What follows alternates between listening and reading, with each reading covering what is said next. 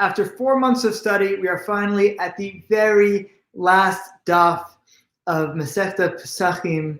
We're at daf 121. It's a tiny little daf because they just got to the very end and that's all there was to say. And so it just ends with a huge amount of empty space below it. And that's an interesting question. It's talking about the redemption of the firstborn. And there's two blessings that you say during the redemption of the firstborn. The first is on the redemption of the firstborn itself. And then there's a blessing we often say called Shechianu, which we do when we do a new eventful thing. And there's a question like, who is supposed to say these blessings? Like, say it's obvious, okay, the father says the blessing and the redeeming of the firstborn because it's the father's mitzvah to do as the father says it. But who's getting the benefit? Don't we normally have the Shechianu said by the person who gets the benefit. And there's an argument to say, well, maybe the Kohen who does the redeeming should say the blessing Shechianu because the Kohen receives these 5 silver coins for doing the redemption.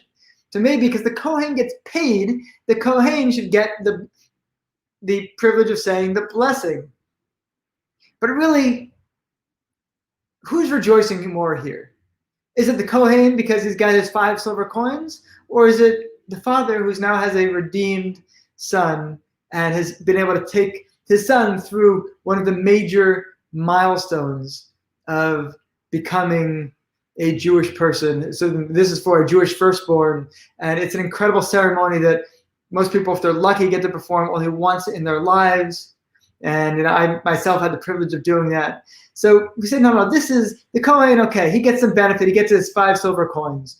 But no, this is the father's mitzvah. This is the father's show. The father's the one who says the blessing, Shechianu. And on that note, we now conclude Masechta Pesachim. See you tomorrow with Shkalim, one of the only ones of the Talmud Yerushalmi that we learn in the Daf Yomi cycle.